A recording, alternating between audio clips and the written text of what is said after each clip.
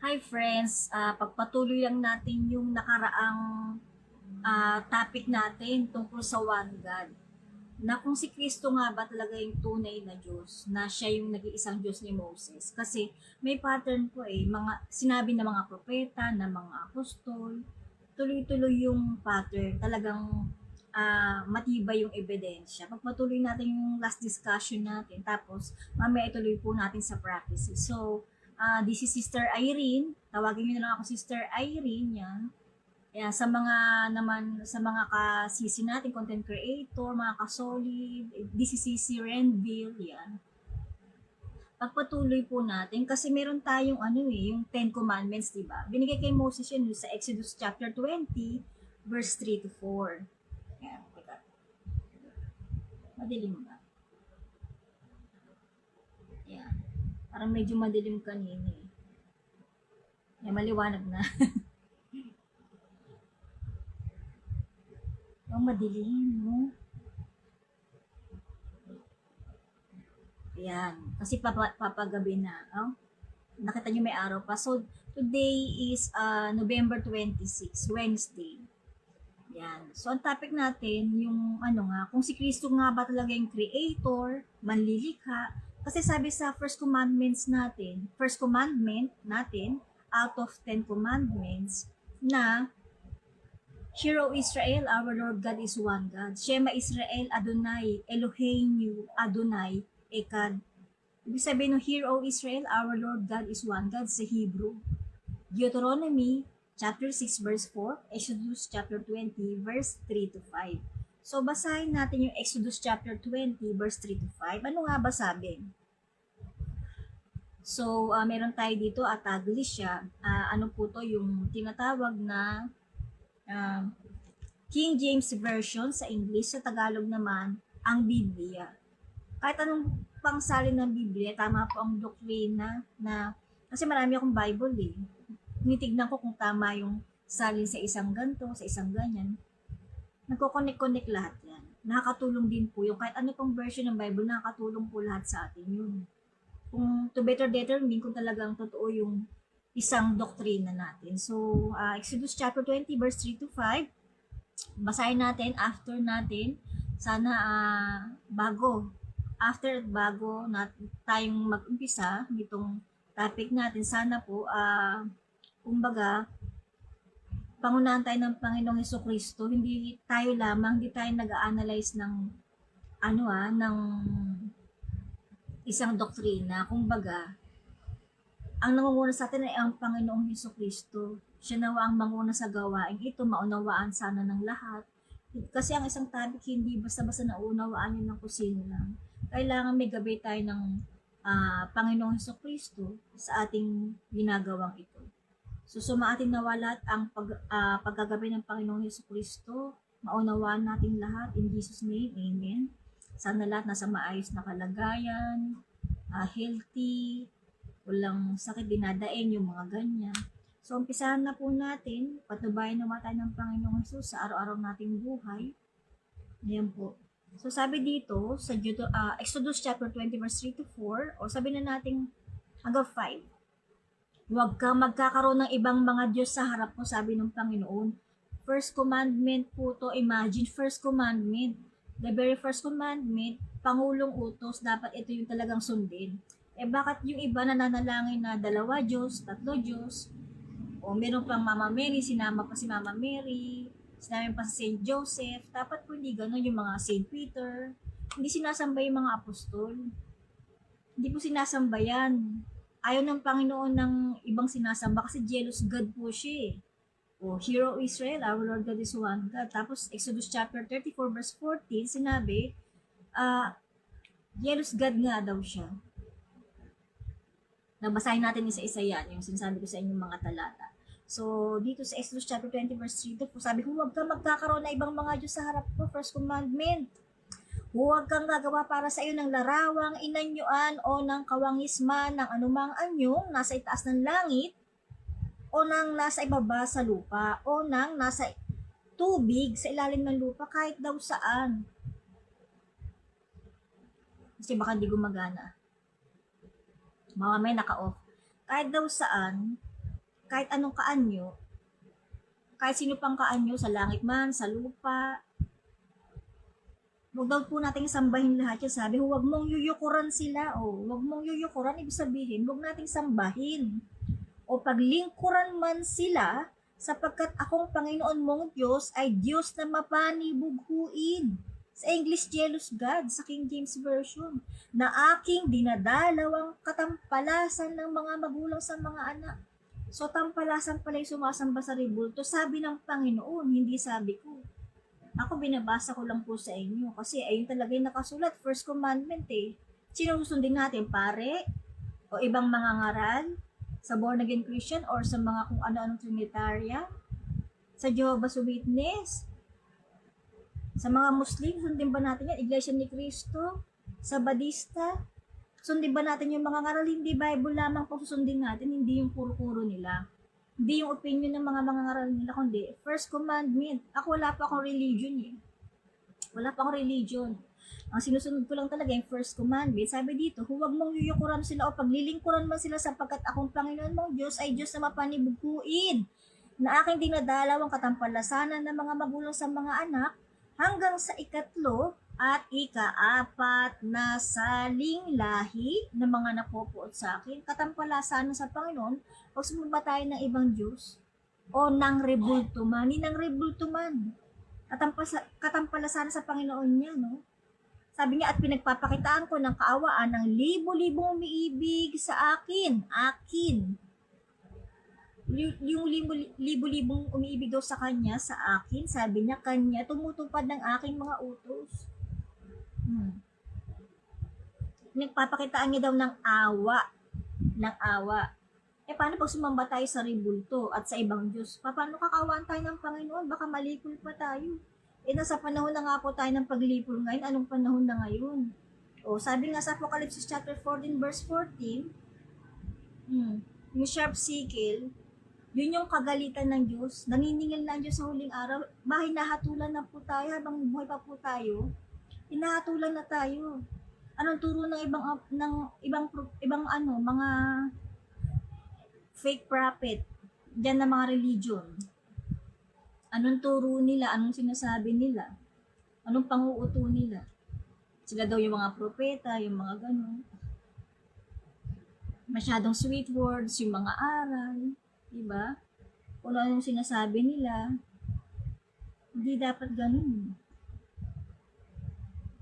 Ayaw ng Diyos na sasamba tayo sa ibang Diyos. Gusto niya siya lamang ang tunay na Diyos. Ayaw niya ng ibang Diyos. So, talaga dapat, sundin natin yung unang utos na siya ang tunay na Diyos.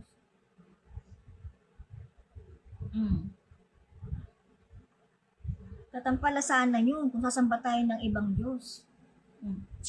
Exodus chapter 20 verse 3 to 5 to talon tayo sa Exodus chapter 34 verse 14. Ang sabi dito, teka, dali lang.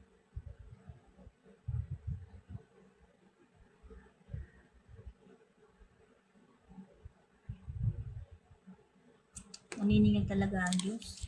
May paglipol eh. Sa huling araw, sharp sickle yun. Yung ano, yan, namamatay. So, 34:14, sabi dito, sa kasama to ng first commandment, for thou shalt worship no other God, for the Lord whose name is jealous, is a jealous God. Sabi dito, sapagkat hindi ka sasamba sa ibang Diyos, sapagkat ang Panginoon na ang pangalan ay mapanibughuin, sapagkat ang Panginoon na ang pangalan ay mapanibughuin ng Diyos. Pag jealous ka ba? Gusto mo, yung girlfriend mo, asawa mo, so, merong iba? Di ba ayaw mo kasi jealous ka? So, ganun din ang Panginoon, ayaw niya sasamba tayo sa ibang Diyos kasi nga jealous God nga, siya mapanibughuin.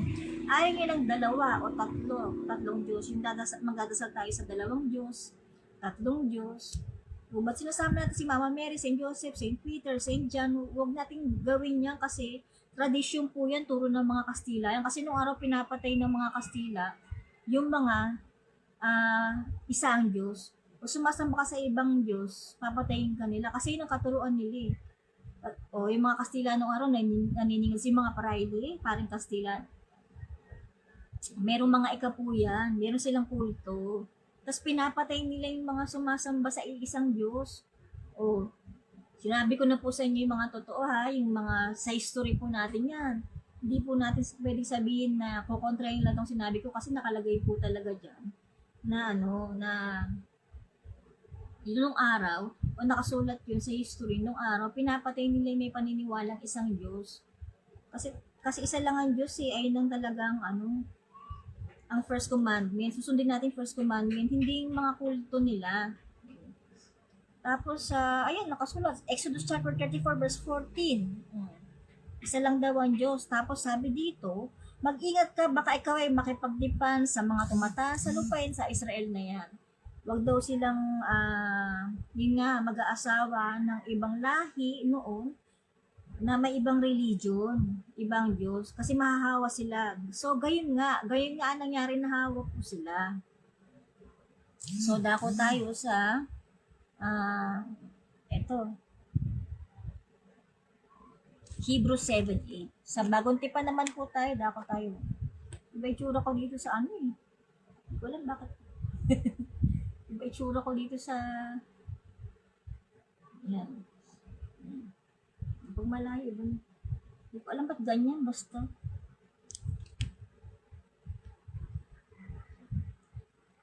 Hebrews 7:8. Hebreo.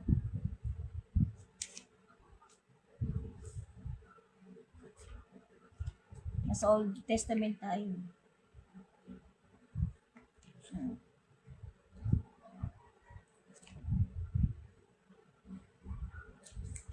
Hawak ko yung mic. Yan. Chapter 7, Hebrew chapter 7 verse 8. Ang sabi po dito, ito, at dito'y ang mga taong may kamatayan ay tumatanggap ng ikasampung bahagi, datapwat doon ay ang isa na pinatutunayang nabubuhay. Patapos tayo dito. Ayan.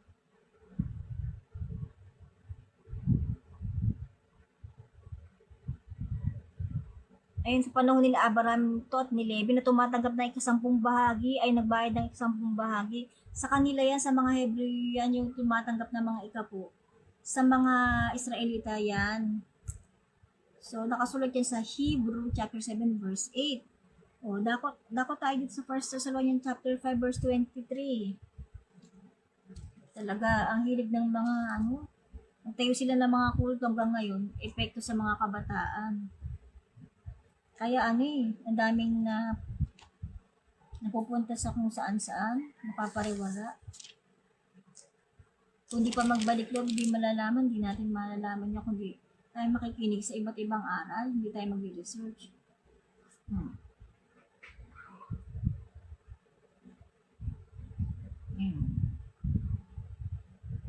Sabi dito, at pakabanalin kayong lubos ng Diyos din ng kapayapaan, o ang nagpapabanal lang, yung Diyos na may kapayapaan, at ang inyong espiritu at kaluluwa at katawan ay ingatan buo na walang kapintasan sa pagparito ng ating Panginoong Hesukristo.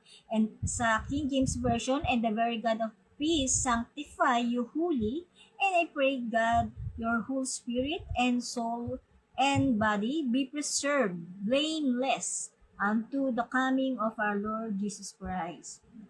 Diba? Panginoon lang nagpapabanal, Panginoong Hesukristo lang. Hanggang pagdating niya rito. Yan, diba? Siya lang talaga yung gumagawa ng lahat eh. Siya lang yung Diyos na gumagawa ng lahat. Siya yung kasama natin nung una at nung papaparito pabalik. Hanggang sa pagparito niya sa Matthew chapter 28 verse 20, nakasulat yan. Sige, dako tayo dito. Kasi yung mga, verse na yan, nasa isip ko na yan. Although hindi ko naman kabisado lahat to, pero na yun eh. Kasi nagbasa talaga ako nung saliksik ko si Sister Irene, kaya alam ko yung mga yan. Matthew chapter 28 verse 20, anong sabi ng Panginoon sa Kristo? Siya lang din yung kasama natin simula umpisa. creation hanggang sa pagbalik niya. So, sino pa ba ibang Diyos? Umakto nga lang siya na sa role na siya yung anak. Tapos yung spiritual being niya yung pagkaama. Kasi kung di niya sinabi niya, nag-disguise siya na anak lang, na kunyari si Maria, yung ina niya, tapos si Joseph naman yung ama niya, kaya pinako siya sa krus kasi tao lang talaga siya. Pero ang totoo talaga niyan, Diyos siya na nagkatawang tao. 1 Timothy chapter 3 verse 16. God manifested in the flesh. Nagmanifest siya sa flesh, sa katawang tao. Hindi siya, kumbaga, pag sinabi niyang Diyos siya, kumbaga talagang, o kaya yung mga tao, ginawa niyang maniwala kagad na siya yung Diyos na Ama, wala nang pagpako sa krus, wala nang salvation. Formality yun scripted lahat yun. Sabi nga sa Lucas chapter 24 verse 40-46, at saka Matthew chapter 5 verse 17, sinabi nga na tutuparin ni Jesus yung lahat na nakasulat sa Ten Commandments ni Moses. At saka yung pagpako sa kanya sa krus, kailangan matupad yung prophecy. Hindi pwedeng hindi matutupad yung prophecy. Lahat ng prophecy kailangan matupad. So, pag may nagturo sa inyo na hindi yan, walang katapusan ng mundo, delikado na po. Delikado na po kayo kasi sabi, heaven and earth shall pass away, but my word, sabi ng Panginoon sa Kristo, kailangang mananayo ang salita ng Panginoon sa Kristo. Sabi nga sa Hebrews chapter 4 verse 12, sabi, for the word of God is alive and active. Ang salita ng Diyos ay buhay at aktibo, sharper than any double-edged sword. Matala sa kahit anong dobleng talas ng anumang tabak. Mas matalas pa doon ang salita ng Diyos. It penetrates even to the dividing soul and spirit. Tumatagos daw hanggang sa kaluluwa natin. It penetrates, tumatagos, even to dividing soul and spirit, joints and marrows, kahit sa mga joints natin at sa mga marrow, sa mga buto natin, yung pinakaloob-loob ng buto natin, tumatagos ang salita ng Diyos. It judges the thoughts. Pag pumasok yan sa katawan natin yung salita ng Diyos, nabawa nga nakikinig kayo sa akin, pumasok yan sa katawan nyo sa sistema, nakikita na ng Diyos. Pag habang nakikinig kayo sa akin, bawa ngayon, hinusgahan na tayo ng Panginoon. It judges the thoughts and attitudes of the heart. Kung paano kayo nakinig sa akin, ayun, husgahan na kayo ng Panginoon, tayong lahat. Kung paano tayo nakinig, kung ano ba yung perception natin sa sinabi ng mga ngaral, kung ano yung pag-intindi natin, meron na pong paghuhusga. Kasi habang buhay pa po tayo, hinusgahan na tayo ng Panginoon. Kung meron pa ba tayong pag-asa sa yung puso natin, kung may pag-asa pa ba tayo. Habang buhay pa po tayo, hinusgahan na tayo ng Panginoon. Hindi tayo hindi yung pagkamatay sa kahusgahan, hahatulan. Hindi. Meron nga nalilipuli. Nung sa disyerto, di ba galing ang mga Israelita sa disyerto sa Egypt? Pagdating nila sa ilang, sa Paran Desert, pinagtutuklaw na sila ng ahas kasi mahalay na sila at meron na silang mga rebultong sinasamba. Sumobra na yung halay nila. Nahirinig nyo ba ako? Sumobra na yung halay nila. So, pinagtutuklaw na silang ahas, nilipol na sila, may paglipol. Totoo po may paglipol. Totoo po yan. Kaya nagtataka ako bakit yung tinuturo nila, mayroong pang limbo sa Catholic, doon daw yung deposit yung katawan bago husgahan tayo. Pinatutulog tayo ng Panginoon ng 3 araw. Pinatutulog tayo ng Panginoon ng 3 araw pagkamatay. Tapos, ika-3 araw, diretso na po tayo sa impyerno o sa langit. Hindi tayo diretso sa langit bago husgahan, tapos pupunta tayo sa impyerno. Hindi na po, diretso na po. Sino kayo nagtuturo ng mga ganun? Diba? Ito yung sinasabi ko po kanina sa Matthew chapter 28 verse 20, na ituro ninyo sa kanila na kanilang ganapin ang lahat ng mga bagay na iniutos ko sa inyo. At narito, Ako'y sumasa inyong palagi hanggang sa katapusan ng sanglibutan. Sabi ng Panginoong Hesukristo yan, ha? Ako'y sumasa inyo parati hanggang sa katapusan ng sanglibutan. At sabi naman, bagong tipan niya na, dumako po tayo sa Isaiah chapter 41 verse 4. Anong sabi? Sa Isaiah chapter 41 verse 4. Oh, sabi ng Diyos kanina sa Matthew chapter 28 verse 20 ni Jesus, at narito ako'y kasama niyo hanggang katapusan ng sanlibutan, hanggang katapusan daw.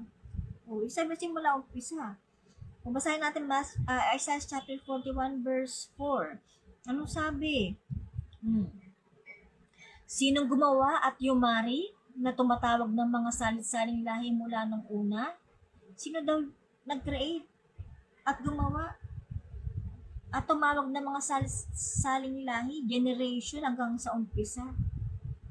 Sabi, ako ang Panginoon ang una at kasama ng huli. Ako nga, lumang tipan, sinabi kay Isaiah. Isaiah chapter 41 verse 4. Ang sabi, akong Panginoon ang una at kasama ng huli. Ako nga. So, natatrace natin na si Jesus nga yun, yung Diyos ng mga apostol at propeta. Old Testamento, Isaiah chapter 41 verse 4, kasama ng una at ng huli. Tapos sabi ni Jesus sa Matthew chapter 28 verse 20, siya rin yung darating. Walang ibang Diyos na darating, si Kristo lang. Siya yung Alpha at Omega, malinaw. Tignan nyo, babasahin ko uli sa Apocalypse kasi noong last time yung video ko, kasi di ba matagal po akong hindi nakapag-video ng lesson, biblical lesson. Ngayon, binabalik ko po. Kasi hindi po ako pwedeng manahimik ng ganyan. Yung, di ako mapakali pag hindi ko po na ituturo uli yan. O pag hindi ako nagtuturo. Sabi dito, sa Revelation chapter 1 or Apocalypse chapter 1 sa Tagalog, I am the Alpha and Omega, the beginning and the ending, said the Lord, which is nabubuhay, and which was namatay, and which is to come. The Almighty. Siya daw yung Alpha, kasama ng simula, creation, at ng huli, pagdating niya. At ng katapusan, the beginning and the ending, said the Lord, which is, and which was, and which is to come, the Almighty. Revelation chapter 1, verse 8 yun. Sa verse 7, atras tayo, behold, he cometh with clouds, and every eye shall see him, and they also which pierced him, and all kindreds of the earth shall wail because of him, even so, amen. Verse 7, verse 8, I am Alpha and Omega. Yung inulos at paparating, at makita siya ng lahat ng tao pagdating niya, sabi, yung inulos, siya daw yung Alpha at Omega, kasama nung una at nung huli, at katapusan. Na nabubuhay at namatay, at narito nabubuhay magpakailanman, ang makapangyarihang Diyos. The Almighty. Si Jesucristo. Basta sabihin ng iba, hindi totoong Diyos si Kristo. Siya yung paparating na Diyos. Siya yung Creator. Sabi rin dito sa Revelation, sa King James Version, Apocalypse chapter 22, sabi, verse 13, And behold, I come quickly, and my reward is with me to give every man according as his work shall be. Sabi dito, I am the Alpha and Omega. Ako ang una at huli, and the beginning and the end, the first and the last. Ito rin ang sabi ng Diyos ni Isaiah sa Isaiah chapter 41 verse 4. So, si Kristo lang din yung Diyos ng mga propeta. So, bakit sasabihin nila na ay dalawa ang Diyos, ay tatlo ang Diyos? Tingnan nyo, dako po tayo sa Lucas chapter 24 verse 40, 46.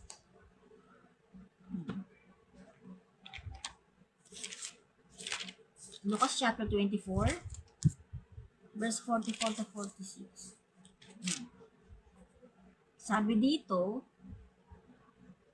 at sinabi ni Jesus sa kanila, sa mga apostol, ito ang aking mga salitang sinabi ko sa inyo nang ako'y sumasa inyo pa, na kinakailangang matupad ang lahat ng mga bagay na nangasusulat tungkol sa akin. Kailangan daw po matupad ang lahat ng bagay na nasusulat tungkol kay Kristo Jesus. Sa akin, sa kautusan ni Moses. So, therefore, isa lang ang Diyos ni Moses. Sabi niya sa first commandment ni Moses sa Exodus chapter 20 verse 3 to 5 na binasa na natin kanina, at Deuteronomy chapter 6 verse 4 na, Hear, O Israel, our Lord God is one God. Ang sabi dito, lahat ng mga bagay na nangasusulat tungkol sa akin, sa kautusan ni Moses, sabi ni Jesus, so yung Diyos pala ni Moses na nag-iisang Diyos, ay si Jesus pala. Dahil sabi ni Jesus dito, kailangan daw lahat matupad ng mga bagay na susulat tungkol sa Kanya. Sa kautusan ni Moses, o first commandment yun, at sa mga propeta, at sa mga awit. Lahat ng mangyayari kay Kristo Jesus, nakasulat sa aklat ni Moses. Sa lahat ng aklat ng mga propeta sa Lumang Tipan, nakasulat ang mangyayari kay Jesus, at sa mga awit sa Salmo. Tingnan nyo, summarize natin na isa, madalian na. Ang Diyos ni Moses sa first commandment ay isa lang. Inuutos yan ng Diyos. Isa, Hear, O Israel, our Lord God is one. Tapos sabi ni Jesus, siya daw yung nakasulat sa commandment ni Moses, sa 10 utos. Yung mga sinasabi ng mga propeta na sa Lumang Tipan na isa ang Diyos nila, si Jesus ang Diyos nila, kasi sinabi ng Panginoon dito, iba nga nakasulat sa mga propeta, siya yun eh. At sa mga awit, sa Salmo, yung Diyos na nakasulat sa Salmo, yung Diyos nila, si Jesus din. Kailangan masabi, at ulitin ko pa kaya ako inuulit-ulit kasi merong iba, nagaya na sa rebulto nila, kasi sabi ng Panginoon, ang sumasamba sa rebulto ay magiging gaya noon ng rebulto nila, bulag, pipi at bingi. Kasi ang rebulto, pipi, dahil hindi nakapagsalita yun, gawa sa chalk, gawa sa graven images sa kahoy, sa bakal, sa gold, sa silver. So, hindi nakakapagsalita. Pipi, bulag, hindi rin nakita kasi hindi gumagalaw yun. Bingi sa katotohanan. Pag sumasamba sa rebulto, sabi ng Panginoon, hindi sabi ni Sister Ira, kaya huwag kayong magalit sa akin dahil sabi ng Panginoon. Uulitin natin, Lucas chapter 24 verse 44. At sinabi niya ng Panginoong Hesus sa kanila, sa mga apostol, ito ang aking mga salitang sinabi ko sa inyo nang ako'y sumasa inyo pa. Nang ako'y sumasa inyo pa, na kinakailangang matupad ang lahat ng mga bagay na nangasusulat tungkol sa akin sa kautusan ni Moises at sa mga propeta at mga awit. Verse 45, na magkagayoy binuksan niya ni Jesus ang kanilang mga pag-iisip upang mapag-unawa nila ang mga kasulatan. Doon pa lang binuksan ng Panginoong Jesus yung pag-iisip nila para maunawaan kung ano yung maunawaan nila yung sinasabi ng Panginoong Jesus. Yung kung ano yung nakasulat sa kasulatan, na ang sinulat ng mga propeta at sinulat ni Moses at sinulat ng mga propeta sa Salmo ni David ay tungkol kay Kristo Jesus na kailangang mangyari. Lahat yun tungkol kay Kristo Jesus, lahat ang nakasulat sa Salmo na sinulat ni David, mga sulat ng mga propeta at sulat ni Moses, lahat yun tungkol kay Kristo Jesus na kailangan matupad. Walang ibang Diyos, si Kristo Jesus lang. Di ko alam ba't nagkagulo-gulo tayo ngayon, yung mga ibang hindi nakaabot po, nagkagulo-gulo sa mga pananampalataya, yung mga kabataan, kawawa naman. Ito yung unang utos ito talaga yung guideline natin na kailangan sundin. Hindi to religion Ayun first commandment isa lang ang Diyos So tayo, tinirace natin. Ito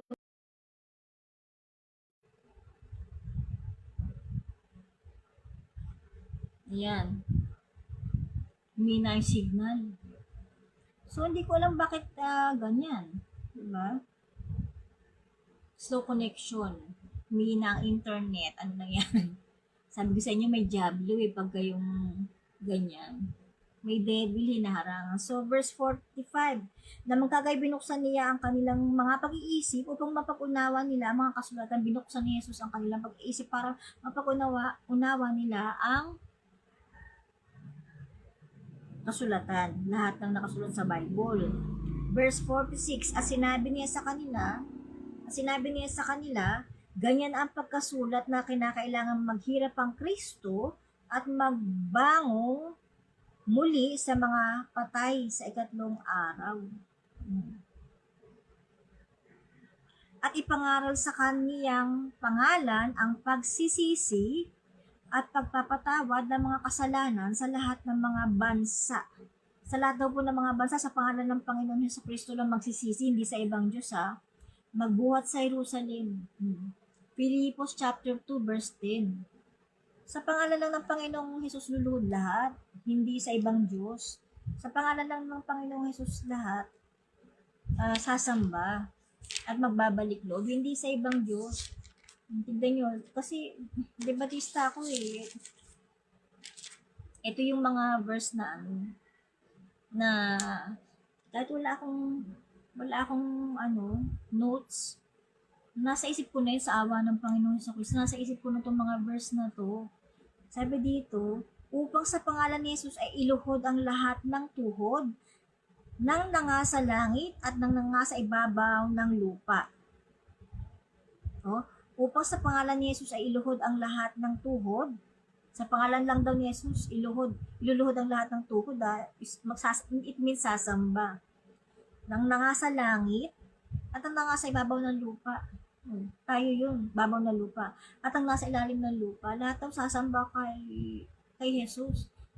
Lahat ng nanga sa langit, regardless kung sino yung nasa langit, sasamba daw kay Jesus. Ibig sabihin, sa ibang religion, sinasabi nila meron pang ama si Jesus. Ibig sabihin, kung may ama si Jesus, sasamba sa kanya. Ayun na, meron na kagad na ganun. Kasi nakasulat upang sa pangalan ni Jesus ay iluhod ang lahat ng tuhod ng nanga sa langit. Nadon nanga sa langit, luluhod sila kay Jesus, sasamba. So, baka sinasabi nila may ama, ibig sabihin kung may ama, sasamba ba kay Jesus? May philosophy nang pumapasok. Meron ng common sense. Kung may common sense kayo, siyempre, iisipin nyo na, kung may ama, sasamba kay Jesus dahil sabi, lahat ng tuhod sa langit, sasamba kay Jesus Sabi, at nang nanga sa ibabaw ng lupa, at nang nanga sa ilalim ng lupa. Lahat daw sasamba kahit mga patay, buhay. Lahat ng nanga sa langit, sasamba kay Jesus. Hindi sa ibang Diyos. Filipos chapter 2 verse 10 yan. At upang ipahayag ng lahat ng mga dila, na si Jesucristo ay Panginoon sa ikaluluwalhati ng Diyos. Na si Jesucristo ay Panginoon.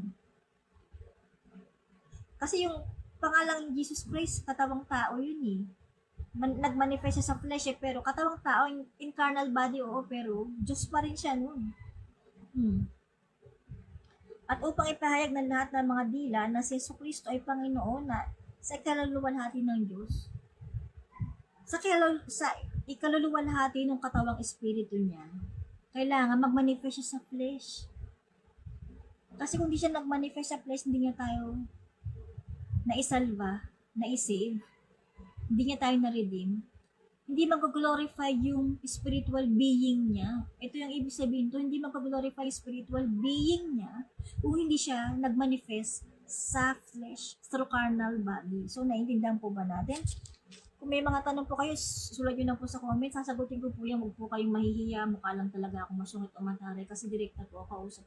Pero isulat nyo lang po sa comment. Sasagutin ko po yan. Yung mga katanungan nyo. Kung lahat ng katanungan nyo, sasagutin ko. Either posts or videos. Huwag kayong matakot kasi ganyan po talaga akong mga kasi debatista nga po ako. Hindi naman po talaga ako yung preacher na yung mga mga ano, yun nga, hindi po ako talaga preacher ko, debatista. More on debating ako eh. Apologies po ako. Yan. Ang ganda po ng pagkakasulat, no? Tapos dako tayo sa John, chapter 1, sa Bagong Tipan, verse 45. Yan, chapter 1, verse 45. Ang sabi dito, 44 muna, si Felipe nga ay taga Bethsaida sa bayan ni Andres at ni Pedro. So may mic pa. Nasumpungan ni Felipe si Nathaniel. Nakita daw ni Felipe si Nathaniel at sinabi sa kanya, nasumpungan namin niya ang isinulat. Sinabi ni Felipe kay Nathaniel, nung nakita ni Felipe si Nathaniel, sinabi niya, nasumpungan namin yung isinulat ni Moises. Nakita namin yung isinulat ni Moses, chinika ni Felipe kay Nathaniel. Nakita namin yung isinulat ni Moses sa kautusan. At gayon din ng mga propeta. Si Jesus na taga Nazaret ang anak ni Jose. Chinika ni Felipe kay Nathaniel na nakita namin yung nakasulat sa aklat ni Moses. Isa lang di ba yung Diyos ni Moses sa aklat niya? Isa lang ang Diyos ni Moses. Tapos sabi ni Felipe, si Jesus daw yun, yung Diyos ni Moses. Oh. Siya daw yung nakasulat sa kautusan, sa Ten Commandments, yung Diyos ni Moses, si Jesus. Oh. Gayon din ang mga propeta, yung mga nakasulat sa aklat ng propeta, si Jesus din daw yung sabi ni Felipe. Oh, nadulas si Felipe, sinabi niya kay Nathaniel eh, si Jesus na taga Nazaret, ang anak ni Jose. Kung baga disguise lang, nagpanggap lang na anak siya ni Jose at ni Maria para ipako sa krus. Ay, tao to, ipako natin sa krus. Hindi yan Diyos, ang pangit niyan. Kasi hindi naman talaga si Jesu Cristo nang bumaba, hindi naman talaga magandang lalaki. Nag-disguise nga eh. Paano may papako sa krus kung napakagandang lalaki? Huwag natin ipako sa krus, pagalang-galang. Hindi umiinom. Diyos na Diyos to. Ang gwapo, ang gandang lalaki, huwag natin ipako sa krus. Hindi, instead, bumaba ang Panginoong Jesu Cristo, nagkatawang tao, hindi gwapo. Hindi siya gwapo noon. At saka nakipag-inuman siya sa mga apostol para makita ng mga tao. Taong-tao talaga to, ipako natin sa krus. Ay kumakain siya. Ay nagutom, ipako natin sa krus. Ang galing nga ng Panginoon, yung pagkakagawa talaga ng talagang pinako sa krus. Ang galing talaga ng script niya. Kailangan matupad talaga yung pagpako sa krus. Ang galing ng salvation. Dako tayo sa Acts chapter 4 verse 12. Acts chapter 4 verse 12, Bagong Tipan ulit. Gawa. Yan. Acts chapter 4 verse 12. Ang sabi dito, at sa kanino mang iba ay walang kaligtasan, sapagkat walang ibang pangalan sa silong ng langit na ibinigay sa mga tao at sukat nating ikaligtas. Sa King James Version, neither is there salvation in any other, for there is none other name under heaven given among men whereby we must be saved. At sa kanino mang iba ay walang kaligtasan. Walang daw kaligtasan sa ibang Diyos. So bakit iba't ibang bansa, kada iba't ibang bansa, iba't ibang Diyos, wala daw kaligtasan sa mga Diyos.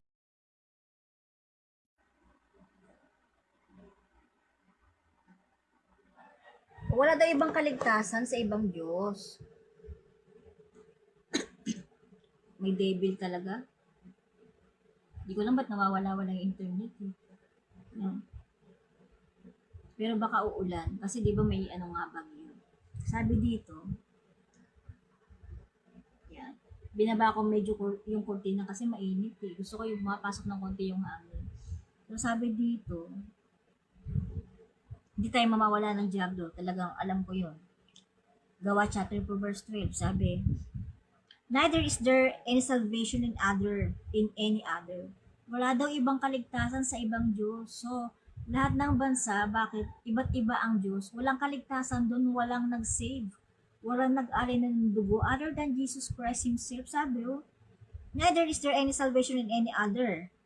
For there is none other name under heaven, walang iba na sa langit na ibinigay o sa lupa na ibinigay sa mga tao kung saan tayo ay may kaligtasan.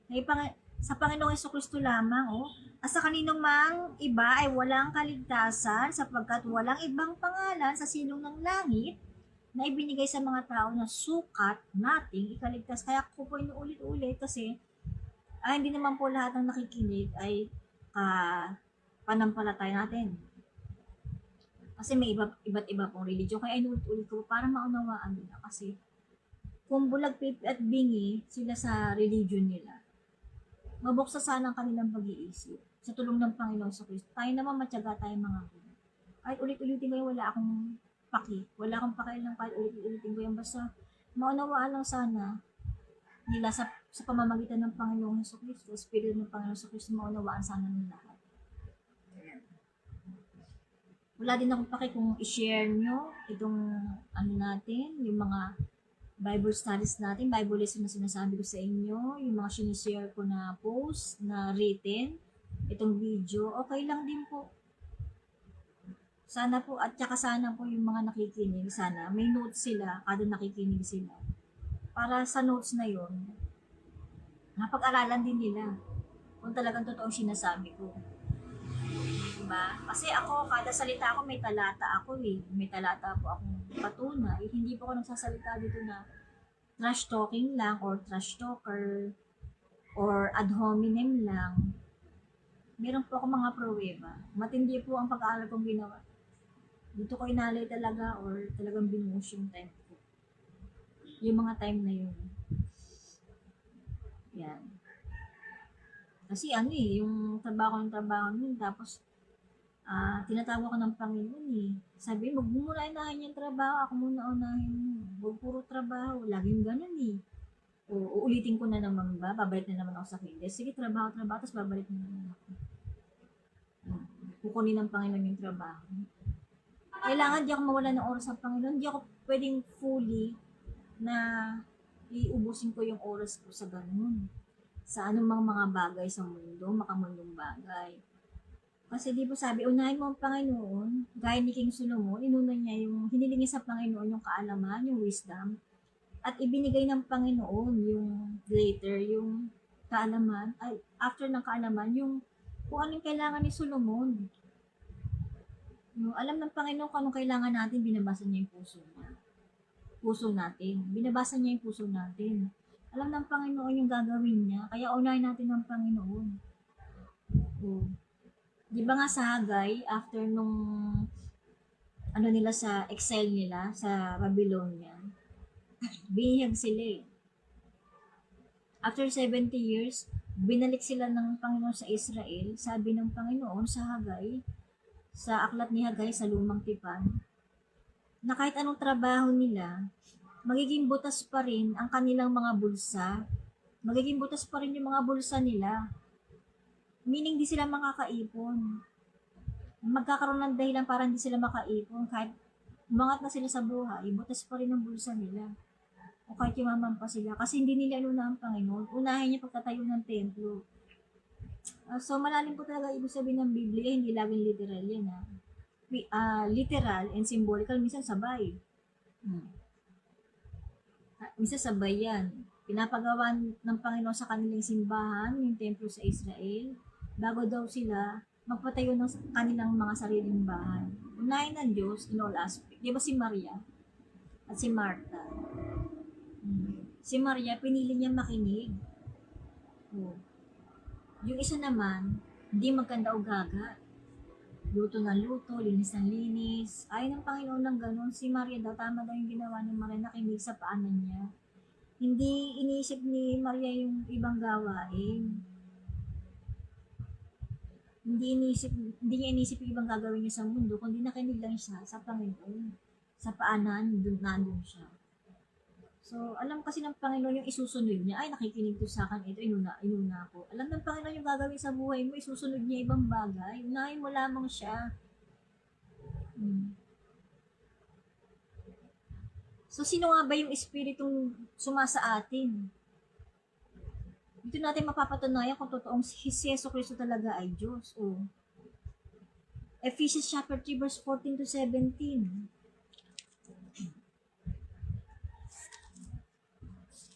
Ephesus chapter 3 verse 14 to, ito, nakasulat dito eh.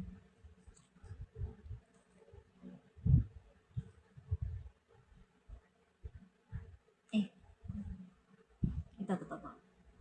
Dahil dito ay iniluluhod ko ang aking mga tuhod sa Ama, na sa kanya'y kumukuha ng pangalan ang bawat sangbahayan sa langit at sa lupa, upang sa inyo'y ipagkaloob niya ayon sa mga kayamanan ng kanyang kaluwalhatian na kayo'y palakasin ng kapangyarihan sa pamamagitan ng kanyang espiritu sa pagkataong loob.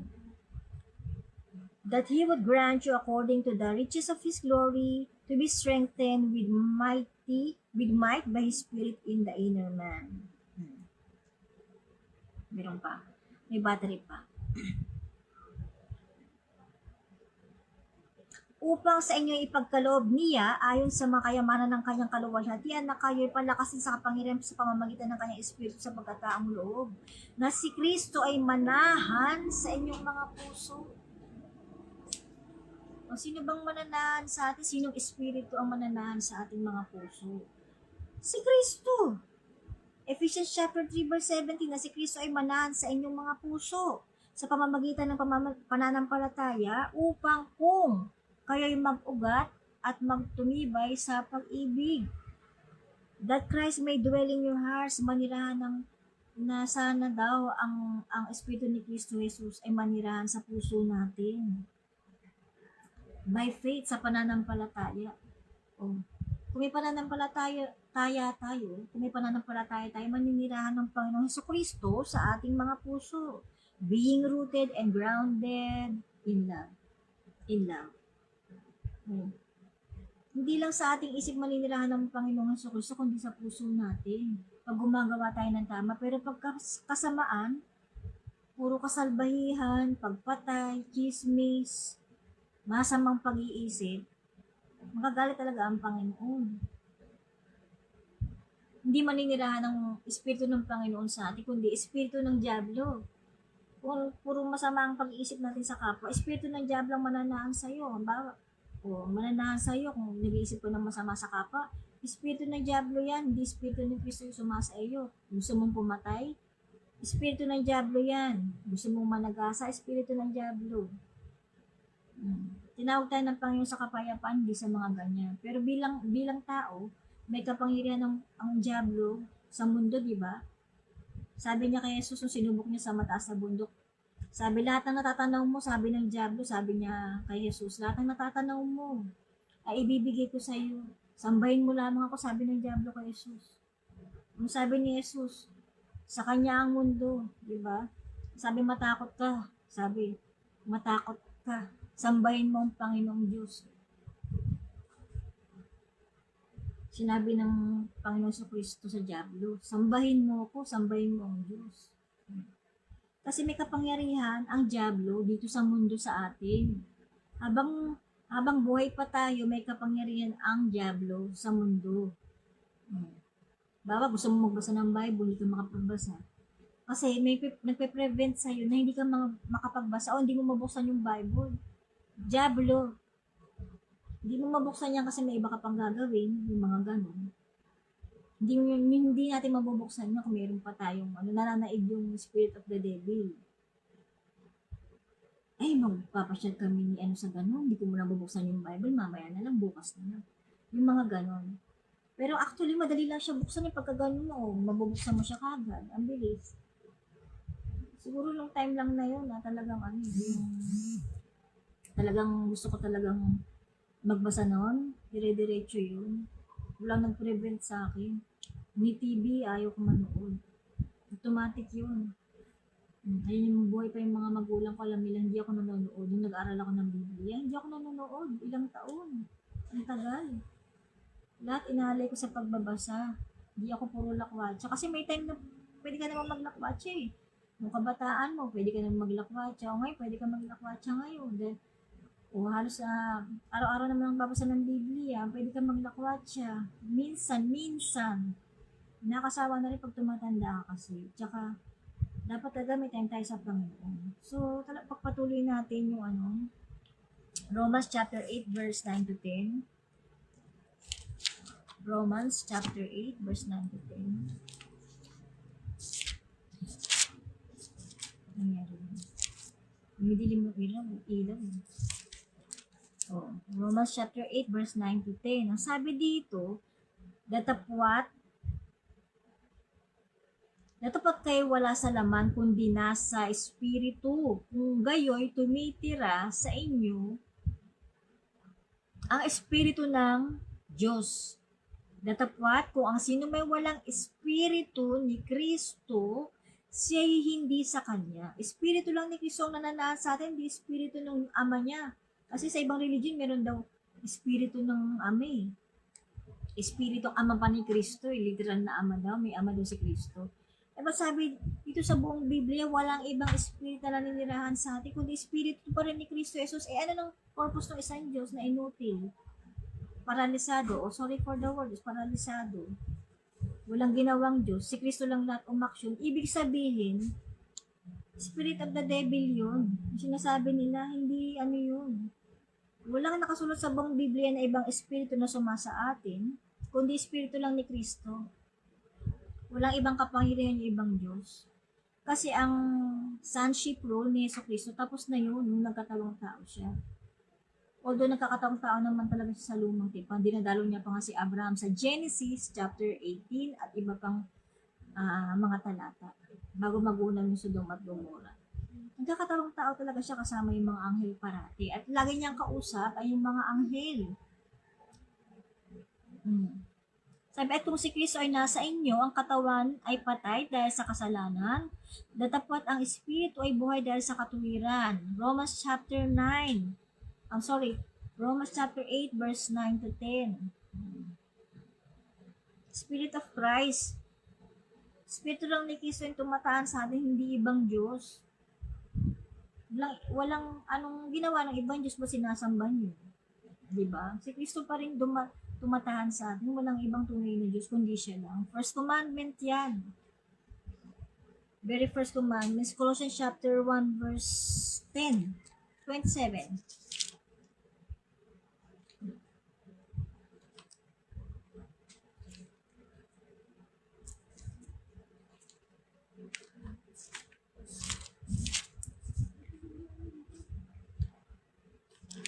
Colossians chapter 1 verse 27 tayo. Sabi dito, nasa kanila ay minagaling ng Diyos na ipakilala kung ano ang mga kayamanan ng kaluwalhatian ng hiwagang ito sa gitna ng mga hentil, na ito'y si Kristo na nasa inyo, na pag-asa ninyo sa kaluwalhatian. Si Kristo lang suma sa ating Diyos, walang ibang Diyos. Kaya kung sumasamba tayo sa rebulto, delikado po yan. May paglipol po dyan. Malilipol tayo. Huwag niyo akong sisisihin kung malipol at di magbalik loob. Kasi may first sin tayo kay Ebat Adan. Kaya kailangan na natin lahat magbalik loob. Hindi enough yung mabait lang tayo. Kailangan magbalik loob talaga tayo fully sa Panginoon. Kasi first sin ni Ebat Adan, mabubura yun. Basa natin yung Efeso chapter 3. Huwag na nga yun. Ito na lang. Ephesians chapter 4, verse 4 to 6 sabi, may isang katawan at isang espiritu gaya naman ng pagkatawag sa inyo ng isang pag-asa ng pagtawag sa inyo. Isang Panginoon, ulitin natin, isang Panginoon, isang pananampalataya, isang bautismo lamang. Sabi dito, isang Diyos, yung isang Diyos daw na yon, Ama ng lahat, na siyang sumasa ibabaw sa lahat. Above all, sabi. At sumasa lahat. At nasa lahat. Naninirahan sa lahat. Colossians 1:27 kasi si Kristo lang naninirahan sa atin. At Romans chapter chapter 8, verse 9 to 10, kanina yung binasa natin. Linaw-linaw. Romans chapter 8, verse 9 to 10. Kung nagtitake note po tayo, reviewin po natin yan. Mas maganda po. At saka kung itong live na to, mahaba nga itong live na to, pero naandito lahat ng dapat sabihin. Hindi po inanood na tayo saglit lang, hindi natin pinagtiyagaan, saglit lang natin pinanood, tapos wala naman doon yung complete thoughts nung sinasabi sa doktrina. Mas okay na po itong mahabang video kasi nandito lahat nakapaloob. Kung halimbawa, may time kayo, pwede nyo i-rewind, i-forward, may gagawin kayo, o pakinggan nyo bago matulog. Nandito lahat kaya hinahabaan ko po yung video. Hindi pwedeng maiksi lang, yung random verses, hindi po pwede yung mga ganun. Kasi talagang pinag-aralan natin to Masikip natin pinag-aralan. Sabi dito, yan.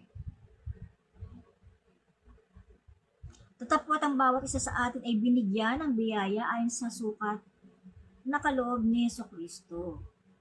Lahat na tayo binigyan ng biyaya ayon sa sukat na kaloob ni Jesucristo. Sinusukat nga tayo ng Panginoon, di ba? Kung ano yung binigay natin sa kapwa, ayun din yung babalik niya sa atin. Sinusukat niya tayo. At ang blessings hindi puro sa pera lamang. Ang blessings sa health, through health, sa wisdom na binibigay sa inyo ng Panginoon, blessings yan. Ay ang totoong blessings na grasya ng Panginoon. Binigyan ka ng wisdom ng Panginoon para mangaral. Mangaral ka kasi pag binigyan ka ng Panginoon ng wisdom na mangaral, hindi ka nangaral, baka malipol ka din. Binigyan ka ng kaalaman ng Panginoon pero hindi ka nagpatuloy. O kaya ako, nag-iingat din ako, hindi pwedeng puro luxury puro pasyal. Lalo ako balo. Gusto ng Panginoon ng mga balo. Nag-aaral ng salita ng Diyos, active sa simbahan, ayan, pangangaral. Kasi ang church naman, hindi naninirahan ng Panginoon sa kahit anong church, naninirahan ng Panginoon sa ating mga puso. At kung anong ginagawa natin sa kapwa, kung masama intensyon natin. Galit lang tayo kung mali yung kapwa natin, mali, magagalit tayo dahil nandito na tayo sa tama na-arrive na natin yung na-achieve na natin kung ano yung tamang turo hindi tayo pwede makinig sa ibang aral. Sabi dito, Espiritu ni Kristo talaga yung sumasa atin, meron tayong isang Diyos. Nagtataka ko bakit ang daming Diyos nila. Diba? So, isa-isa nyo po, i-rewind nyo, pag-aralan nyo po ito lahat, yung binigay ko sa inyong talata. At marami pang susunod, kulang pa ito. Yung mga talatang binigay ko sa inyo, napakadami, pero hindi pa yan. That's not all, napakadami pa pong patunay na si Kristo ay tunay na Diyos. Meron pa nga sa Isaiah chapter 46:4, lumang tipan, balik tayo. Marami pa yan. Inuulit-ulit ko lang yung iba, kada video, inuulit-ulit ko. Meron akong dinadagdag. Ayan. Kasi meron talagang hindi nakakaintindi. Kailangan ulit-ulitin sa kanila. So, matyaga naman ako sa ganun. Isaiah chapter 46 verse 4. 45, muna tayo? 45:5. Ako ang Panginoon at walang iba liban sa akin. Sabi ng Panginoon ni Isaias. Ako ang Panginoon at walang iba liban sa akin. Ay walang Diyos.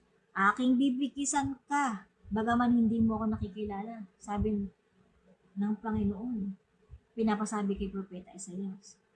Upang kanilang malaman mula sa sikatan ng araw, sa east at mula sa kalunuran sa west na walang iba liban sa akin. Wala daw ibang Diyos liban sa Kanya. Ako ang Panginoon at walang iba. Inedify ng Panginoon kay Propeta Isaias na walang ibang Diyos kundi siya lang. Walang ibang Diyos maliban kundi si Jesucristo lang. I am the Lord and there is none else. There is no God besides me. I girded thee, though thou hast not known me. Isaiah chapter 5, Isaiah chapter 45, verse 5 yun. And verse 6. O verse 7, tuloy natin na, I form the light and create darkness. I make peace and create evil. I, the Lord, do all these things. Sabi, aking nilagay ang liwanag at nilikha ko ang kadiliman.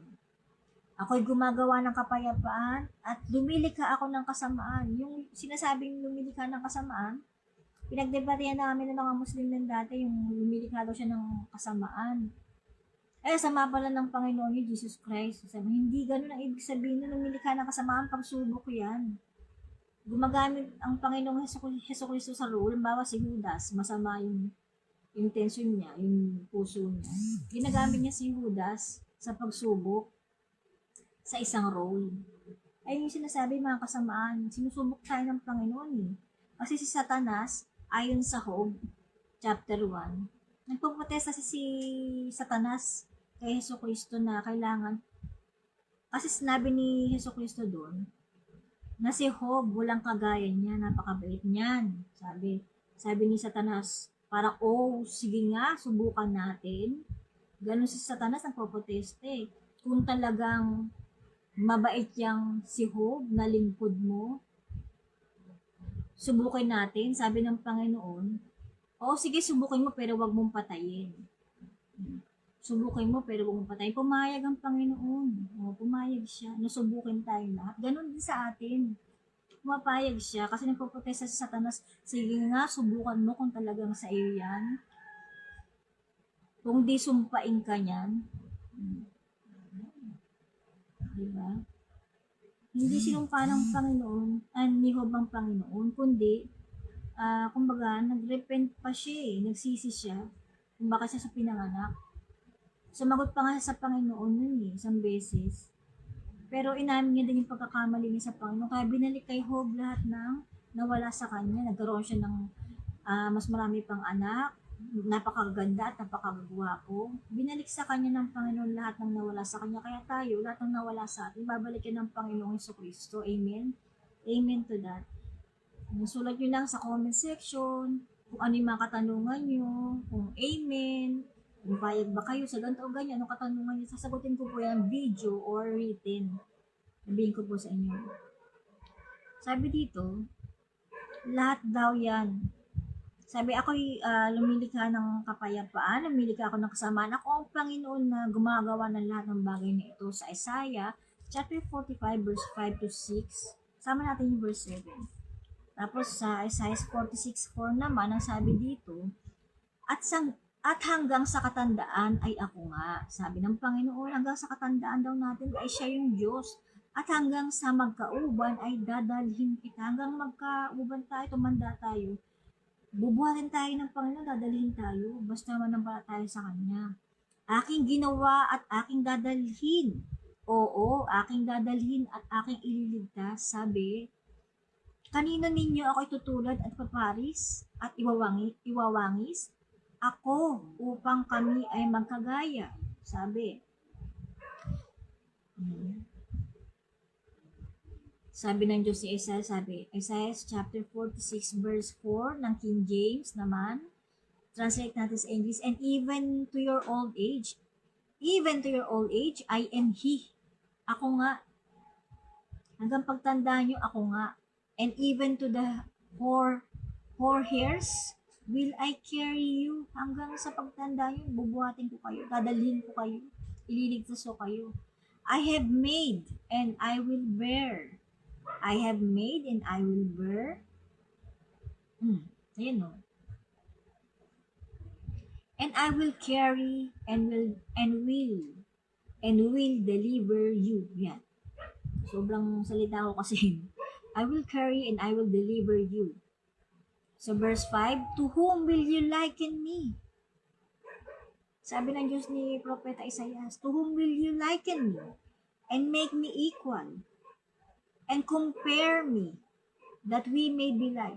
Kaninong Diyos niyo ako'y gagaya at ipapares at ikukumpara na para kami ay magkagaya?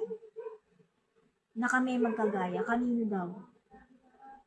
Siya lang daw yung nagligtas. Bakit sinasabi ng ibang religion nagligtas daw ang Diyos nila? Asa ng pruweba? Sa atin lang may pruweba. Ang Panginoong Jesucristo lang may pruweba. Walang ibang Diyos na may pruweba ng pagliligtas, kundi lang si Kristo Jesus lang. Acts 4:12, Acts 2:38. Siya lang yung nag-alay ng Diyos. Walang ibang Diyos na nag-alay. yung alin, yung ibang Diyos ng ibang religion, walang ibang Diyos na nag-alay ng dugo, kundi si Yeso Kristo lamang. Sabi, to whom will you liken me and make me equal and compare me and that we may be like? Isaiah chapter 4, Isaiah chapter 46 verse 4 to 5. Verse 4, sige, ulitin natin. And even to your old age, I am He. Ako nga. Hanggang pagtandaan nyo, ako yung Diyos na yun. Sabi naman ng Diyos ni Moses sa Exodus chapter 3, verse 14 to 15, di ba, nakasulat. Dako tayo sige sa lumang tipan. Kasi hindi po ako nanguhuli eh. Exodus chapter 3. Pinapakita ko talaga sa inyo at binabasa ko. Kasi nabasa ko. Yan sabi, Exodus chapter 3 verse 14. At sinabi ng Diyos kay Moises, ako yaong ako nga.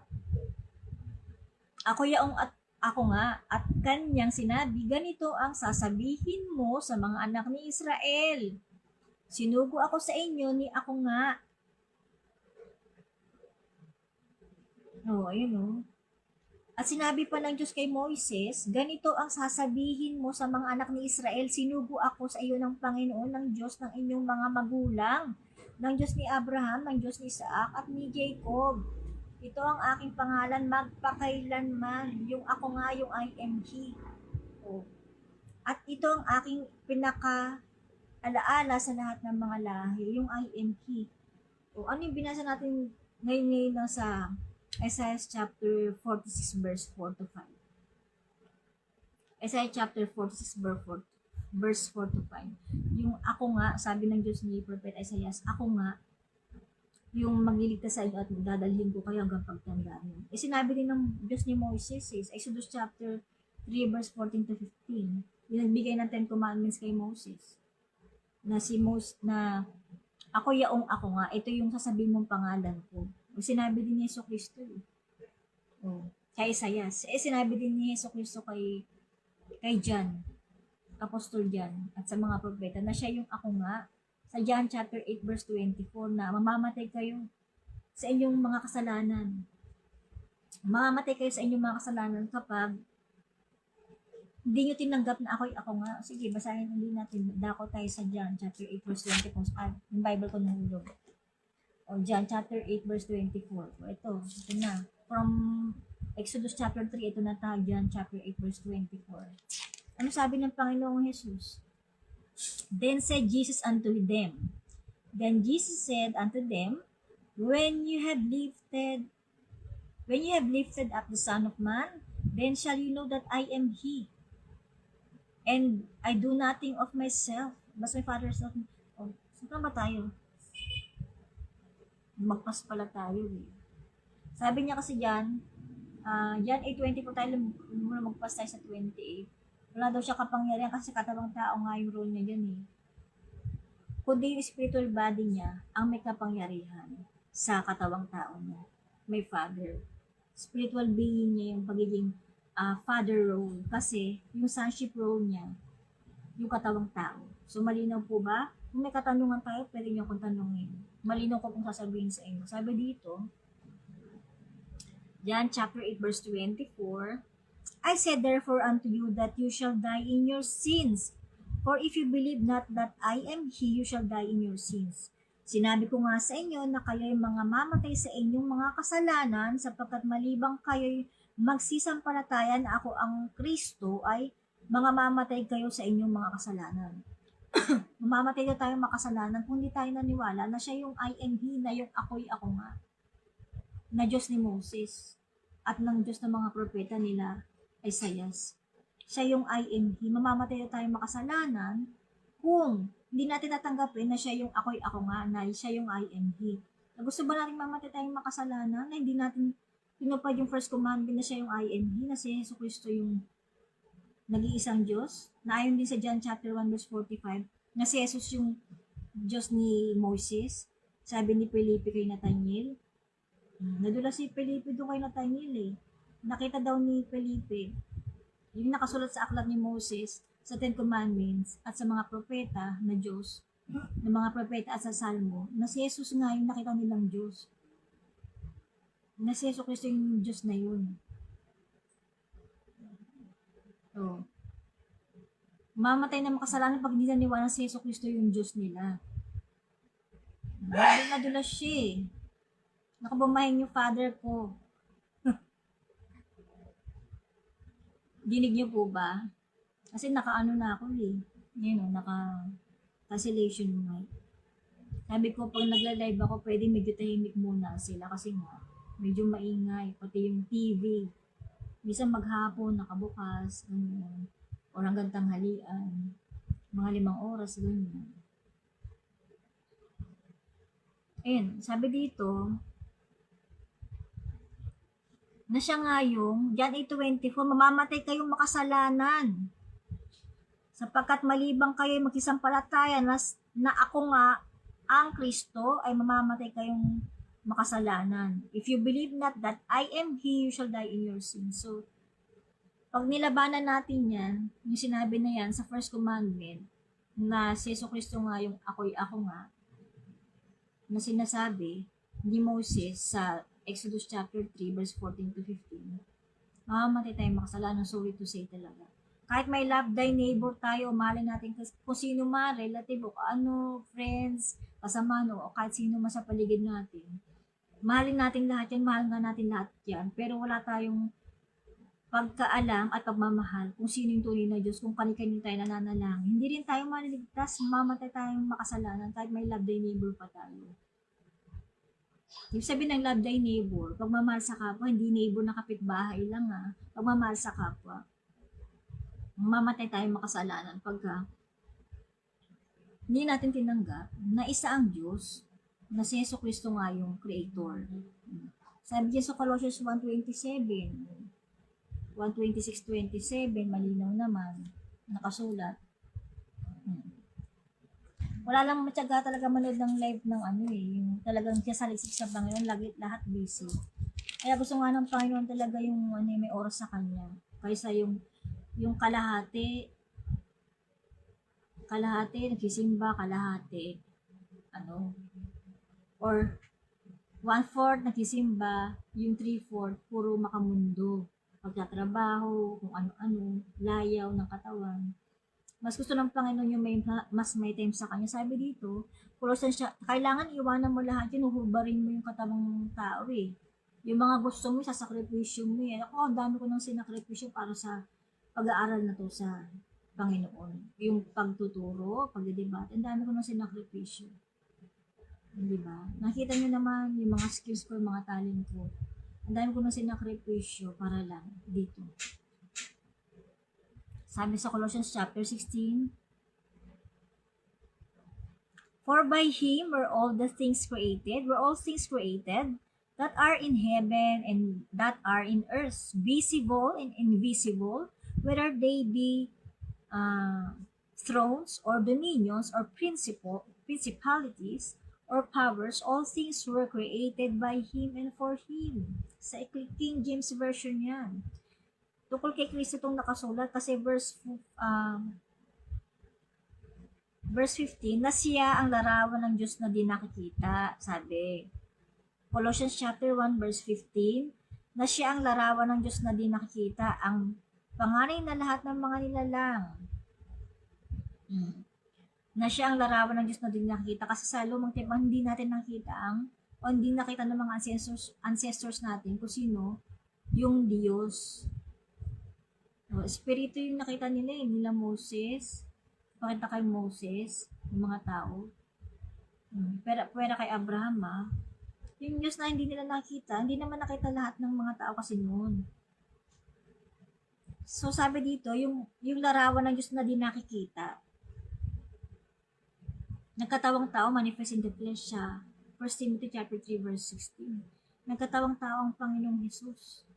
Siya yung Diyos na yun, na spiritual being in fatherly role, na nagkatawang tao na naging sonship role. So, dalawa ang role ng Panginoon sa Kristo. Parang tayo. Ako, ina din ako, at anak sa magulang ko. Ganun din naman kayo. Kayo ay ama at anak sa magulang nyo. Kayo ay ama sa anak nyo, kayo ay anak sa magulang nyo. Pero isa lang kayo. Di ba? Ganon din ang Panginoong Jesucristo, sabi dito, may power pa. Sabi dito, Colossians chapter 1 verse 15, na siya ang larawan ng Diyos na di nakikita, ang panganib na ng lahat ng mga nilalang. Firstborn of every creature. Siya yung panganay sa katawang tao. Malalim kasi ang Bible, hindi mababaw. Kasi kaya nagkakamali yung mga kulto na yan, mga sinuunang panahon. Kasi intention nila sa kapwa, mga praile. Kumita sila, mangangaral sila, magmamabait. Tapos, parang Kastila yun nangingikil sila sa mga tao, tithes, ikapo. Masama intention nila kaya hindi sila nakarating sa katotohanan. Kung ano yung totoong aral, kasi may intention silang mamera sa mga tao. Sabi dito, na siyang kinaroroonan ng ating katubusan, na siyang kapatawaran ng ating mga kasalanan. Colossians chapter 1 verse 14. Verse 15 nabasa rin natin, verse 16 naman. Sapagkat sa kanya nilalang ang lahat ng mga bagay, siya daw yung lumalang ng lahat ng bagay sa sangkalangitan at sa sangkalupaan, na mga bagay na nakikita at ang mga bagay na di nakikita, maging mga luklukan, mga thrones daw, o mga pagsakop, o mga pamunuan, o mga kapangyarihan, lahat ng mga bagay ay nilalang sa pamamagitan niya. At ukol sa kanya lahat daw ng bagay ay nilalang niya. Sa pamamagitan niya. Sa kanyang salita lang, nilalang niya ang mga bagay, sa kanyang hininga. At ukol sa kanya at para sa kanya lang. Siya ang lumikha ng lahat ng bagay na yan, at siya ay una sa lahat ng mga bagay, at ang lahat ng mga bagay ay nangabubuhay dahil sa kanya. At siya ang ulo ng katawan. Si Jesucristo lamang. At siya ang ulo ng katawan sa makatuwid bagay ng iglesia. Tayo yung iglesia, yung katawan natin ang templo. Tayo yung iglesia, templo natin. Yung katawan natin, templo yan ng Diyos, naninirahan ng Diyos sa atin. Ang Panginoon daw ang ulo natin. At siya ang ulo ng katawan sa makatuwid bagay ng iglesia. Templo na siya ang pasimula, ang pangalan ng mga patay.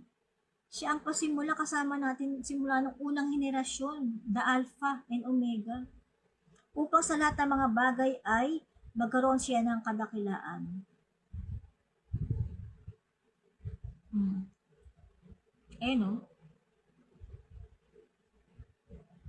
At sa pamamagitan niya ay pakipagkasunduin sa kanya ang lahat ng mga bagay na pinapayapa niya sa pamamagitan ng dugo ng kanyang krus, sa pamamagitan niya. Nagkaroon tayo ng reconciliation sa Panginoong Jesucristo dahil sinasabi natin, bakit kaya ang hirap ng mga pagsubok dito sa mundo, ganun. Kaya pwede naman tayong maligtas lahat, diba? Ganun, ganyan. Ganyan yung tanong natin ng mga tao. So, ito sinabi na nga sa Colossians chapter 1, verse 20 na, sa pamamagitan ng Jesucristo ay pakipagkasunduin, meron tayong reconciliation, and having made peace through the blood of His cross, by Him, tinubos niya tayo. Kaya wala tayong dapat na sabihin sa Panginoon Jesucristo. Tinubos niya tayo. It means ang katubusan, pwede tayong magbalik loob sa Kanya. Pero hindi pwedeng abusuin natin ng Panginoon na gagawa tayo ng kasalanan, tapos gagawa ng kasalanan, babalik. Para tayong baboy na nagdumi sa putikan. Nalinis na, dudumihan uli, magpuputik uli. Nalinisan na, magdudumi uli. Hindi na tayo tatanggapin ng Panginoon kasi alam niya, nilalaman ng puso natin na, ay, gagawa muna ako ng kasalanan, magbabalik loob naman ako Hindi po pwede yung sabihin natin na gagawa muna ako ng kasalanan, pero magbabalik loob naman ako sa Panginoon. Ay ng Panginoon, malilipol ka. Direct ako pong sinasabi malilipol pagka ganun ng kaisipan. Sabi dito,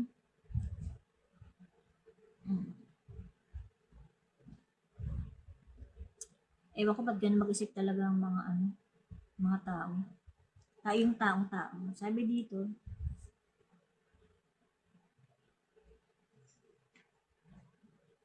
by Him to reconcile all things unto Himself, by Him,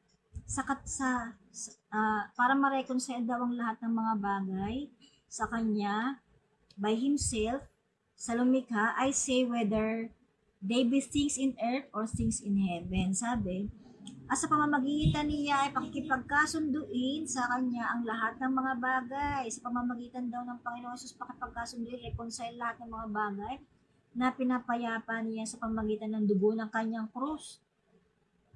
May pagtubos siya, hindi natin pwede sabihin, ay, hindi ako naligtas kasi yung Panginoon, hindi naman ako pinatawad eh. Nasa iyo yan, gusto mo magbalik loob.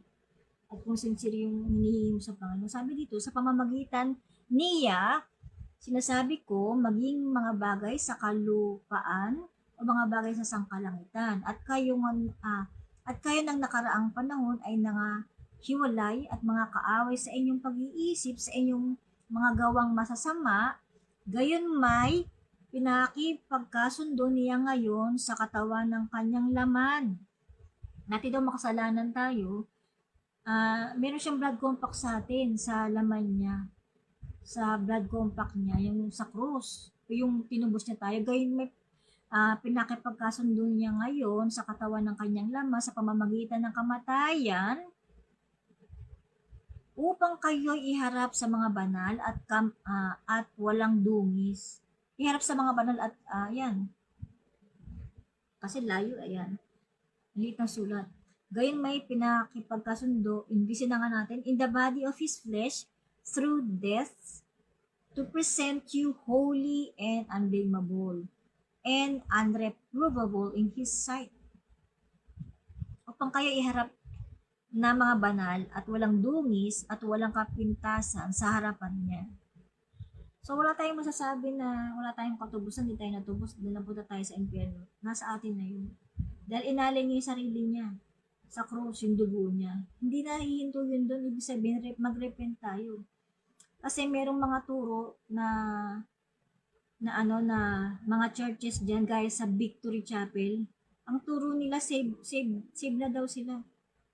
At marami pang mga osas na turo sa ibang church. Kung alam nyo lang, na save na daw sila kahit gumawa pa sila ng kasalanan. Hindi ganun. Kailangan natin magbalik loob kasi may first sin tayo. Gaya ni Eva at Adan. Yung first sin ni Eva at Adan na yung masanas na sa katawang tao. Kailangan magbalik loob pa rin tayo. Hindi enough yung mabait lang tayo. Yung first sin na yun, kailangan mawala, magbalik loob tayo. Dahil nakipagkasundo ang Panginoon sa atin, ni-reconcile niya tayo sa idea na inalay niya ang krus niya sa atin. Inalay niya ang dugo natin sa pamamagitan ng kanyang krus. That's what I mean.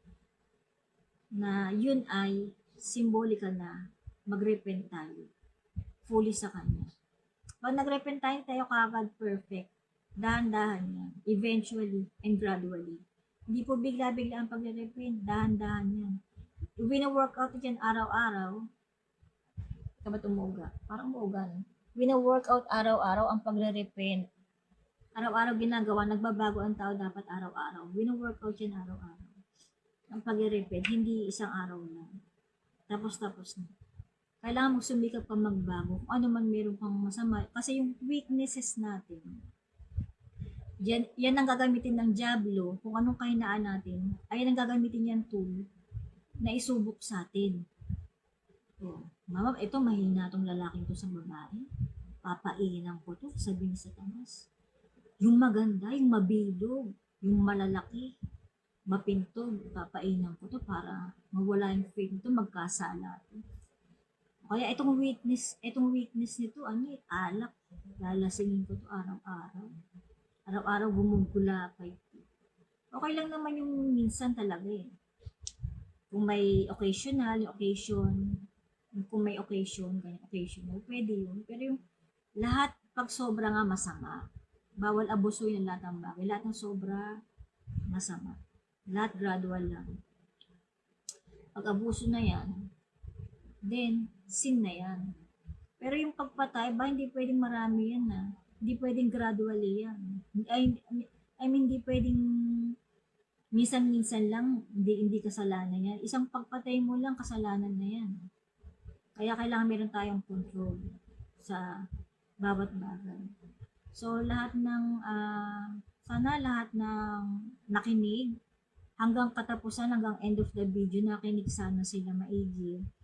At na-espirituhan lahat po, sana naintindihan lahat ng tinuro ko ngayong araw na to. Sana naintindihan ng lahat, naunawaan sa pamamagitan ng Panginoong Hesus Kristo. Kasi kung walang Spirit of Jesus Christ, hindi po talaga nyo makukuha lahat ng Bible verses na sinabi ko sa inyo kahit ulit-ulitin nyo. Kailangan talaga may repentance para maunawaan nyo itong lahat ng sinasabi ko. Dapat bukas yung isip nyo, hindi yung kung ano lang yung religion nyo, doon lang nahihinto ang inyong pag-iisip. Buksan natin ang ating pag-iisip gaya ng Panginoon sa Kristo. Binuksan ang pag-iisip ng mga apostol.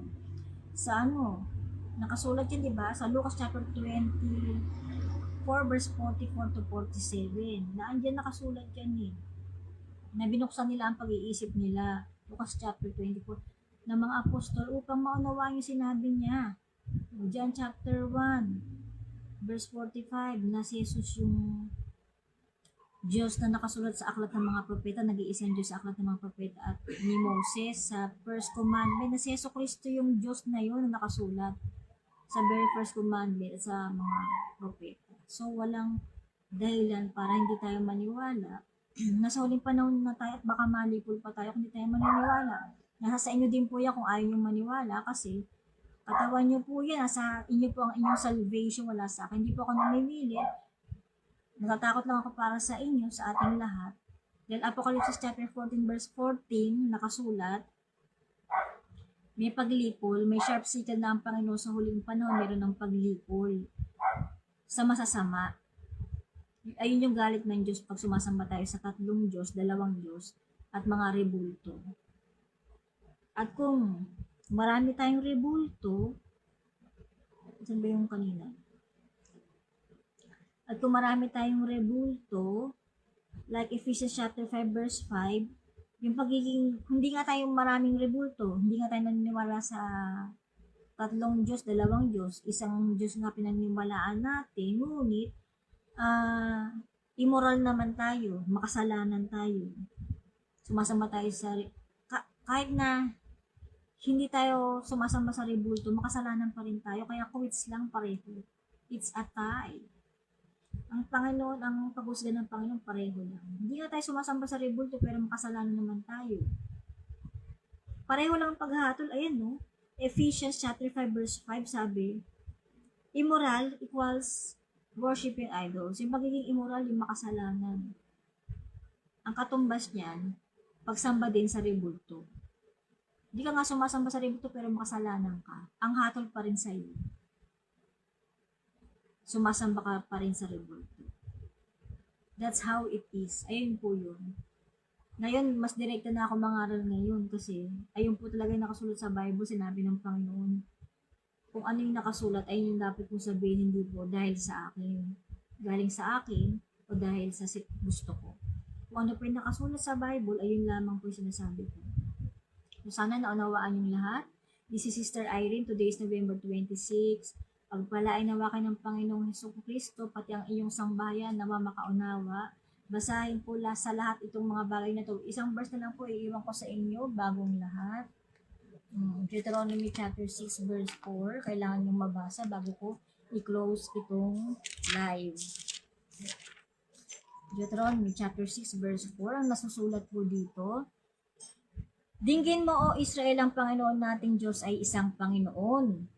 At iyong ibigin ang Panginoon mong Diyos ng iyong buong puso at ng iyong buong kaluluwa at ng iyong buong lakas. Ibigin daw ang Panginoong Diyos ng buong puso, buong kaluluwa at buong lakas. At ang mga salitang ito na aking iniutos sa iyo sa araw na ito ay isa sa iyong puso. At iyong ituturo ng buong sikap sa iyong mga anak at iyong sasalitain tungkol sa kanila pagka ikaw ay nakaupo sa iyong bahay at pagka ikaw ay lumakad sa daan at pagka ikaw ay nahihiga at pagka ikaw ay bumabangon, ituro mo pa rin sa anak mo maya araw-araw kahit para tumatak sa isip nila na isa ang Diyos. Sabi, dinggin mo, O Israel, unang utos, ang Panginoon nating Diyos ay isang Panginoon, di pwedeng pinag-isa, isang Panginoon. At iyong ibigin ang Panginoon mong Diyos ng iyong buong puso, with all your might, hindi yung Nahahati ka sa kayamanan, tas Panginoon. Maligamgam yun. Konti ang oras sa Panginoon, tas puro kayamanan. Pag hindi ganun. More time on Jesus, sabi.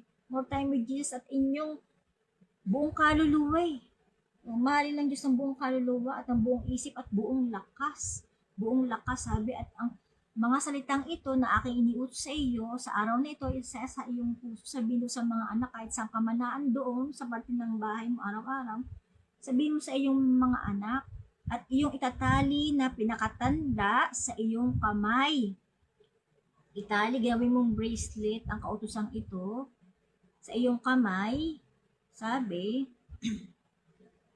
at ang mga magiging pinakatali sa iyong noo, itali mo din sa noo mo, ipaskil mo, at dito, bracelet mo, na isa ang Diyos, na isa ang Diyos. Sabi dito, at iyong isusulat sa taas ng pintuan ng iyong bahay, at sa iyong mga pintuang daan, pati doon sa doorpost mo, pag una makita sa bahay mo, lagay mo one God.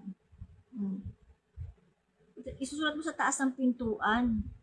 Isusulat sa taas, at iyong isusulat sa itaas ng pintuan ng iyong bahay at sa iyong mga pintuan daan, at mangyayari pagka ipapasok ka ng Panginoon mong Diyos sa lupain ng kanyang isinumpa sa iyong mga magulang ka. So sa Israel na utos to. Pero ito utos talaga sa atin na sambahin natin na isa ang Diyos. And thou shalt bind them for a sign upon thine hand, and they shall be as frontlets between thine eyes. Hear, O Israel, the Lord God is one Lord.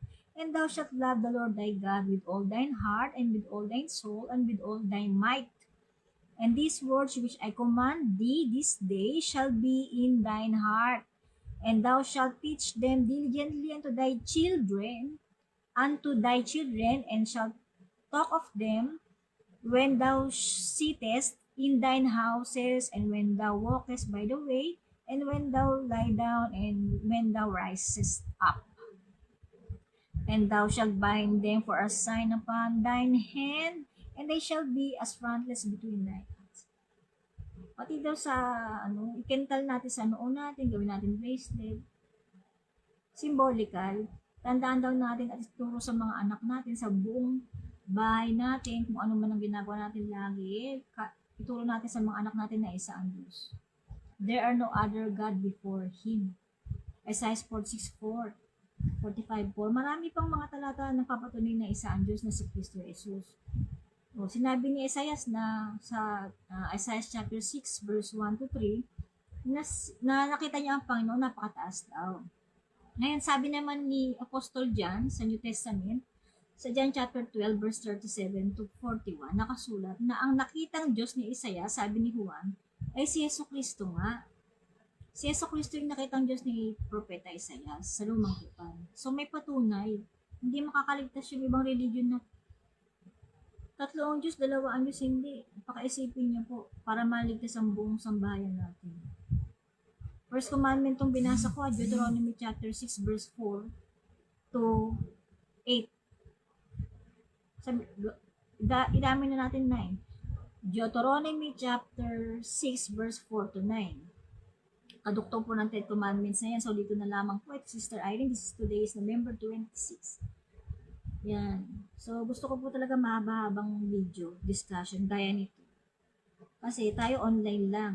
Hindi naman tayo harap-harapan. So may time kayo, panoorin nyo ng unti-unti para maunawaan nyo.